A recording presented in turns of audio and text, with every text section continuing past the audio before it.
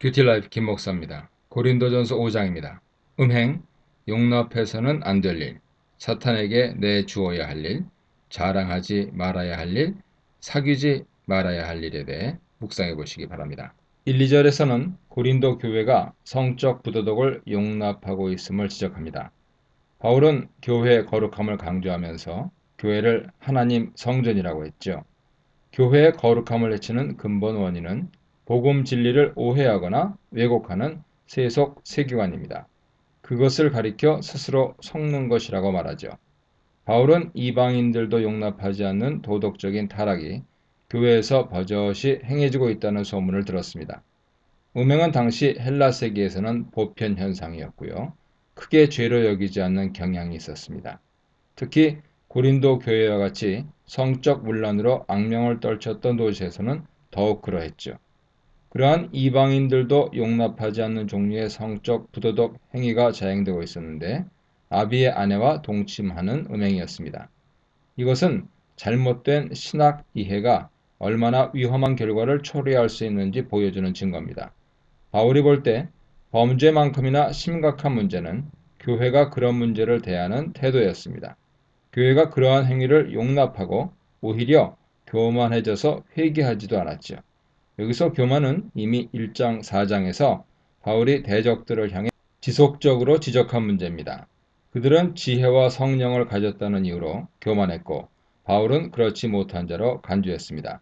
자신들은 이미 영적 존재가 되었고 종말적 구원을 받았다고 주장하면서 세상의 모든 죄를 초월한 사람인 양 자랑했습니다. 하지만 사실 그들은 영적 구원과 종말론에 대해 심각하게 오해하고 있었죠. 복음에 대한 오해는 성도들이 불신자보다 더 타락하게 하고 죄에 대한 가책도 느끼지 못하게 만든다는 것을 보여주고 있습니다. 3절로 5절은 성적 부도덕에 대한 바울의 판단을 말씀합니다. 바울은 고린도 교회 성도들이 자랑하고 중요시했던 영적 관점에서 설명합니다. 영적으로 말하자면 바울은 항상 고린도 교회 성도들과 함께 있었습니다. 바울과 고린도 교회는 같은 그리스도의 영으로 연결되어 있기 때문이죠. 그러므로 그리스도 안에서 내린 바울의 판단과 결정은 곧 그들의 판단과 결정이 되어야 하고 그들도 동의해야 했습니다. 만약 그들이 지도자인 바울의 판단에 동의하지 않으면 바울이 가진 그리스도의 영이 아닌 다른 영을 가지고 있는 셈이 됩니다. 바울은 영적으로 그들의 모임에 함께 참석해서 성적으로 부도덕한 자들에 대한 판단을 내렸습니다. 그러므로 고린도 교회도 바울의 결정을 따라 성적 음행을 행한 자들을 교회에서 추방해야 했죠. 바울은 음행한 자들을 추방하는 것이 교회에 유익할 뿐만 아니라 음행한 당사자들에게도 유익할 것이라 말합니다. 만약 그들이 교회에 남아서 하나님 성전을 더럽히면 하나님 심판을 면하지 못하겠지만 교회가 그들을 추방하여 징벌하면 오히려 그들에게 회개의 기회가 될 수도 있기 때문입니다. 죄를 자랑하는 것은 옳지 않습니다. 음행을 자랑한다는 것은 상식적으로 이해가 되지 않죠. 복음이 왜곡되고 잘못 이해되면 때로는 이렇게 비상식적인 행위를 정당하고 옳은 것처럼 자랑하는 일도 발생할 수 있습니다. 고린도교의 성도들은 구속함을 받은 자신들의 영적 신분을 자랑했죠. 그들은 영적인 존재가 되었고 종말론적인 하나님 나라에 들어간 자들이므로 더는 속된 것으로부터 영향을 받지 않는다고 주장했습니다. 이러한 사상은 영적인 무지와 도덕적 불감증을 가져옵니다. 그들은 이방인들도 죄악시하는 음행을 하고도 그것이 죄라는 사실을 잘 깨닫지 못합니다. 그래서 잘못된 신앙을 가진 그리스도인들은 불의를 행하고도 불신자들보다 더 양심의 가책을 느끼지 못합니다. 그리스도인들의 자기만족이 얼마나 위험한 것인지 보여주고 있죠. 이들을 교회에서 추방해야 하는 이유는 그것이 누룩처럼 퍼져서 온 교회를 타락시키기 때문입니다. 7절, 8절에서 교회의 정결함을 지키라 말씀합니다.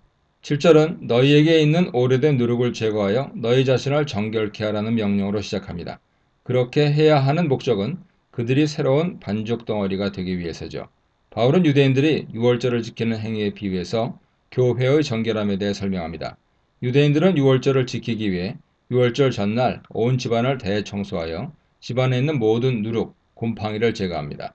누룩은 죄를 상징하죠. 누룩을 제거하고 유월절에 참여함으로 그들은 구속함을 받은 하나님 백성을 상징하는 새 반죽 덩어리가 됩니다. 그리스도인들은 이미 누룩이 없는 새 반죽 덩어리죠. 우리의 유월절 어린 양이 되신 그리스도께서 희생을 당하시고 그의 피로 우리가 깨끗함을 입었기 때문입니다. 그러므로 교회의 정체성은 정결함입니다. 고린도 교회 성도로서 과거 이방인으로 있을 때 행한 모든 음행과 불의는 제거해야 합니다. 바울은 묵은 누룩을 악하고 악에 찬 것이라고 규정합니다.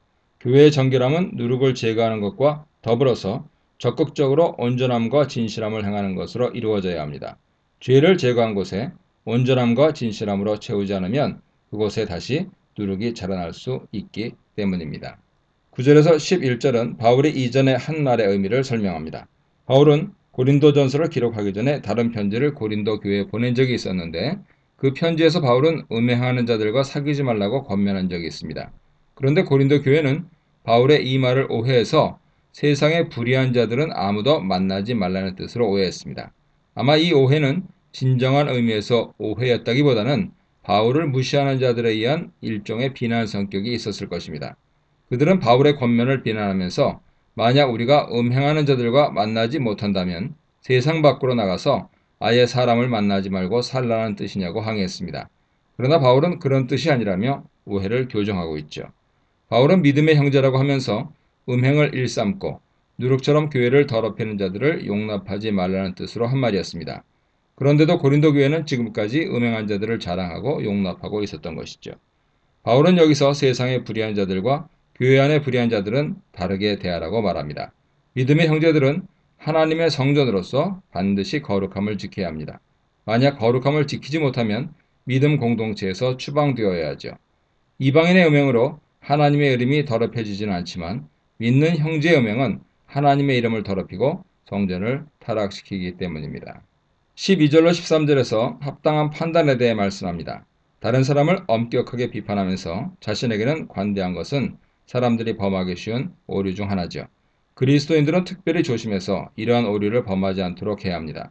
바울은 자신이나 교회가 세상의 이방인들을 비판하는 일에는 별 관심을 둘 필요가 없다고 말합니다.